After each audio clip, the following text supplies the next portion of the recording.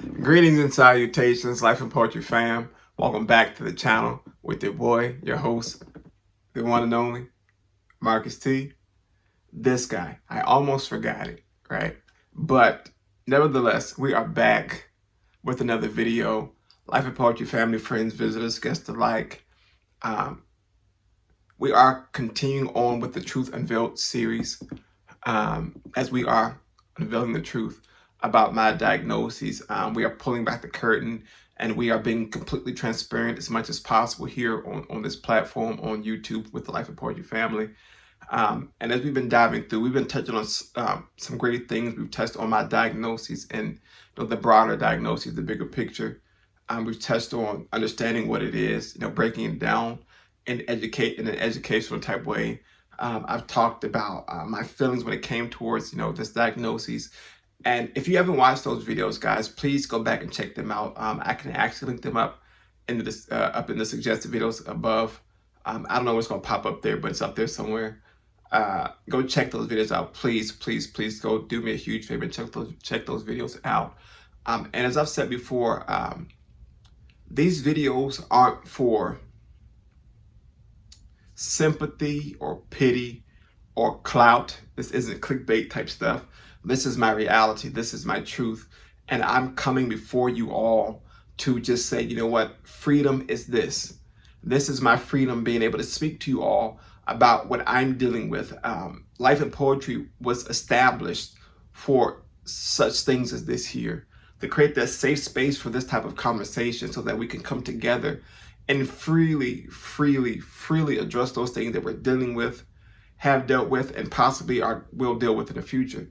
And that was my whole purpose here, and was to share my story, share my testimony, and to let you guys in. Yes, on this channel we've done such things such as clothing hauls.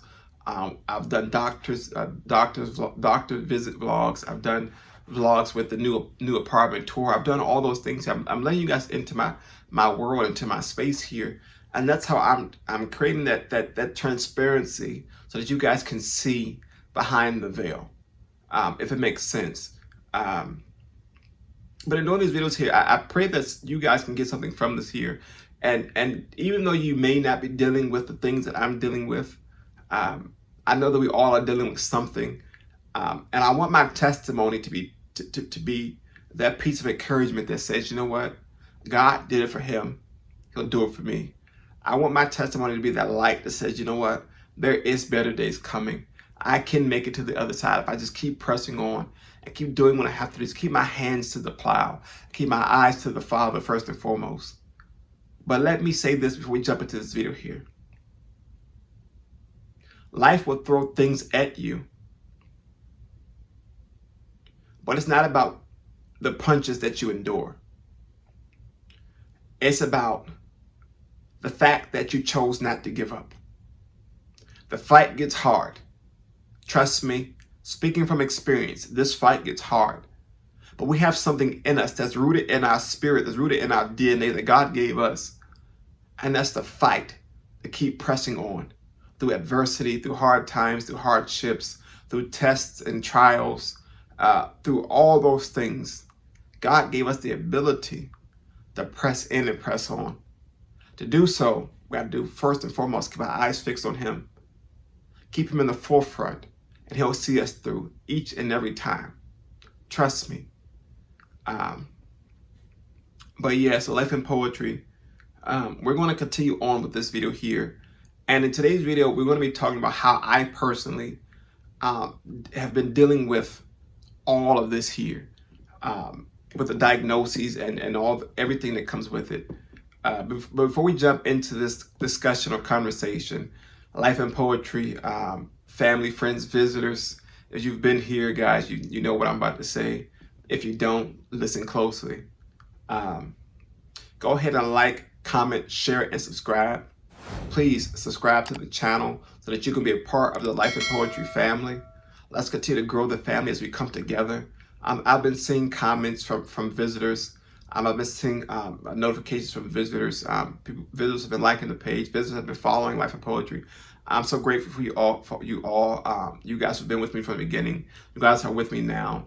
I'm grateful for you all. So continue to please subscribe to the channel. Continue to share this content with those around you. And also turn on that notification bell so that you can be notified every time we drop a video here at Life in Poetry. Trust me, you don't want to miss anything. You do not want to miss anything. So Life in Poetry, family, friends, visitors, guests alike, let's talk today, right? Now, again, if you've seen the previous videos, you know that I'm dealing with the HIV virus. And this virus can take a toll on not only your body physically, but your mind mentally. It can take a toll on you spiritually, emotionally. And all these things that come together and clash in such a great way. And I say great way because trust me, it's on a magnitude sometimes when you're dealing with something that when everything hits you at once, you tend to shut down. You tend to seclude yourself from everything around you, and you put yourself in this prison, right? Prison or prism, either one, you're in there. And you refuse to let anyone in to help you or to quote unquote save you or to even give you insight or wisdom or to even love on you the way you know you need to be loved in those moments. Me personally, I went through the 12 steps like this was a AA or NA meeting, right? You had to acknowledge it, deal with it, so on and so forth, so on and so forth. So I walked through those steps there, through this process. But most importantly, the biggest tool I've learned about this here, and this video is gonna be so short, guys, is because it's just so direct. But the biggest thing I've learned when dealing with this process here is to most importantly, talk to somebody. You have to talk to somebody. Right, you can't just talk to yourself. I mean, I do it. I talk to myself all the time, which is weirdly entertaining sometimes. But when you're dealing with something on such a scale as this here, when you're going through these hard times where you know that you feel as if you feel as though you're on this limb and you're out there all alone, find that person to confide in. Find that person to talk to, whether it be your spiritual leaders, your pastors, your family members, those who are around you, your friends, or a counselor, a therapist. These individuals are in place for you. You're finding a counselor, that person has a bias towards you, who doesn't know you from Adam, Eve, Paul, or Steve. They have the tools. They have been equipped with the tools to help you get through and navigate through the things that you're dealing with. That's what they're in place for. It took me time to learn that there, but when I got it, I got it. You know, I sat with my counselor and my counseling team. I had a team of counselors, guys. My counseling team, you know, they gave me the tools to walk through these steps and to acknowledge and to deal with and process and to be able to still walk upright as I'm going through these things here, not to compress and compartmentalize everything, because that's toxic. It's toxic when you start to compartmentalize all these things here, because again, you start to break down mentally, emotionally, spiritually, physically. Guys, my legs don't work. I broke down physically. You know, when I turned away from everything, you know, I didn't want the doctors. It was just me and my prison. My mind was in a prison while my body was in this prison, and nothing was coming in. Nothing was coming out. I was just there to be there. So once I learned those things there, and I sat with my apostle and my pastor, who was the blessing that my pastor is my big brother mentor. I truly look to him as a big brother. I looked at him as that safe space, and he's told me from time and time again, whenever I need him, just call. And he will take the call. He will be at work and take the call.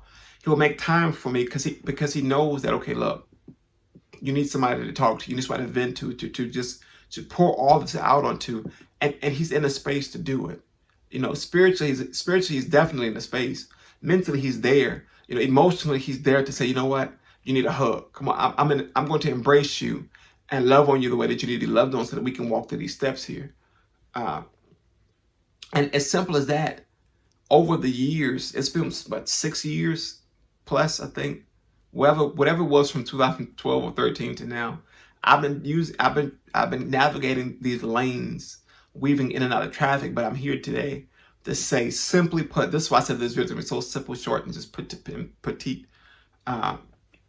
When dealing with such things, find what works for you, but don't shut down in the process. Allow people in. Allow people to help you work through what you're dealing with. Allow people to lend you that ear. Because most of the time, those who are truly there for you will simply sit and listen and allow you to talk for 2-3 hours. To get it all off of your chest, to get it all out of your system. And that's what I learned to do. Life and poetry, truly, that's how I dealt with and am dealing with things. I'm learning to allow people to listen. I'm learning to allow people to hear my voice. Look, as I'm doing now, as I'm coming before you in these videos, I'm getting it out of my system. I'm no longer hiding behind this prism or this reflective mirror. And no longer can I do that. It's impossible to maintain and hide in this space, because it's not healthy. It is simply not healthy to do so. So again, I say to you guys, find those people who are willing to listen with a bias.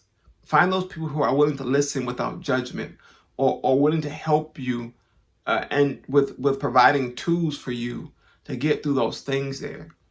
I remember when I went to one of my counselors, and this is a short story. I went to one of my counselors on my team, and she asked me what did I like to do for fun, like what was my hobby. And if you know me, you know I'm a writer. I'm an avid writer. I'm a poet. I love poetry. I write. So I do that. So I escape. Forget life and poetry, right? That's how I escape. I escape in my poetry, and I put a piece of me in every piece that I do. Even if this piece is composed for somebody else, it's a piece of me in there somewhere that says, "Hey, I'm here. See me." But I also write music. As you see, I'm right here by my keyboard, and this was intentional that I did this video. This here is my workstation. This is my computer on top of my keyboard. Everything is in the corner of my room. I have my chair, my tripod is here. This is my workspace. So from time to time, I'll come and I won't even realize I'm doing it, but I'm composing material that I don't let out, right? I compose it for myself, but it's that outlet, it's that release, and I'm hearing the emotion in the notes. I'm hearing the emotion in the stanzas. I'm hearing the emotion in the lyrics. I'm hearing the emotion, or whatever I'm dealing with, the fear, the doubt, the pain. If you know, my body's in pain more often than not because of the situation with my legs, whatever, but it all comes out. And I was able to identify that, and now I have the tool for escape. I have the tool for release. I have the tool for reflection. It's all in the midst of that there, right? I wrote to myself the other day. I wrote an email to myself the other day as I journal. I journal electronically. I don't like my handwriting, so I journal electronically, and I sent myself an email. And I went back to read it, and I was like, and the whole it's funny thing. So I pretended like it was an email from a stranger who just met me, because I wrote it in the third person. So I was like, simply, I wrote it in the third person to myself, which was, it was interesting how it composed. But I revealed in that email of how proud I was that I was maintaining on a level that wasn't below the bar anymore. See, in the beginning, I was maintaining here. Well, my bar was not, the physical bar was here, but my maintaining level was here. It was enough to get by, but I'm still skating under the radar. And no longer could I hide behind that. I had to come above that bar and say, look, I'm still here. I'm doing good. I'm doing better. I'm getting better. I'm almost there. I'm happy. I'm happy. And all that was in an email. And I was like, oh my gosh. And I had to reflect on it. And I came back to the computer and I started putting notes to the email. And it was so melodic that I was like, wow. Now, if you know me, I don't read music on the level that most musicians do. I play by ear, yet I'm not as proficient as a keyboardist as I would love to be. But I know enough to compose a simple 16 bar something. So I was in that moment and I was grooving and I was okay. I love it. But too bad I don't know the notes. I was just playing with the, just throwing chords together. But that was my outlet. That's how I began to deal with things. I started to find those creative outlets instead of those destructive outlets, to deal with and to understand. And also I began to educate myself on, okay, this, that, the third, A, B, C, 1, 2, 3. When we begin to educate ourselves on these things here, we then can gain more tools of understanding mentally of how to deal with certain situations. See, my HIV may be one thing here to deal with here, but it comes with other things attached to it. Mentally, I got to deal with something. Physically, I'm dealing with something every day. Spiritually and emotionally, all these things are coming up, and then I'm dealing with life around me. And all these things are bombarding me, but I'm like, okay, wait, you know what? I got this outlet. Let me journal. Let me write this poem. Let me compose this song. And it comes together so well, life and poetry, that I'm at a space of such peace now. And I got to that peace by understanding how to deal with all these things as they come along. There are other things I use to deal with, and I may do another video on there about those things that I do separately from this series here. But life and poetry, I say that to say this. Find that constructive and creative way to deal with things. Find that thing that makes you happy. Get into a space of peace and understanding, and allow yourself to get into that lane of learning and adapting, because things happen in life that we got to adjust course. We just simply adapt to it. We adapt to it. But adapting doesn't mean pushing the rest to the wayside. Adapting means I got this situation. Now let me find my way that I can fit into that groove, so that I can say, you know what? I'm handling it the best way for me. The way that I'm not going to fall apart, so on and so forth, and still have that peace. Life and poetry. I have peace. And I thank you guys so much for watching these videos. I thank you so much for being a part of this journey here. I thank you so much for allowing me to be as transparent as I possibly can here on this platform without having anything come back up and, these guidelines, all this, so on and so forth. But life and poetry. I love you guys so much. Again, I thank you so much for allowing me to share this story with you all, to share my story with you all, to share my testimony with you all. And trust me, there is more to come from your boy, Marcus T, this guy, here at Life and Poetry. On all of our social media platforms, and just in the world in general. Just stay tuned, stay on the lookout. And I believe there's one more video for this series here. But again, I thank you all so much for watching, for engaging, for commenting, for liking, for sharing this content, and for simply subscribing to the channel and becoming a member of the Life and Poetry family and team. Life and Poetry, again, I love you all so much. Don't forget to like, comment, share, and subscribe. But as we close out, as always, stay safe, be blessed, and until next time, we out. Yeah. Peace.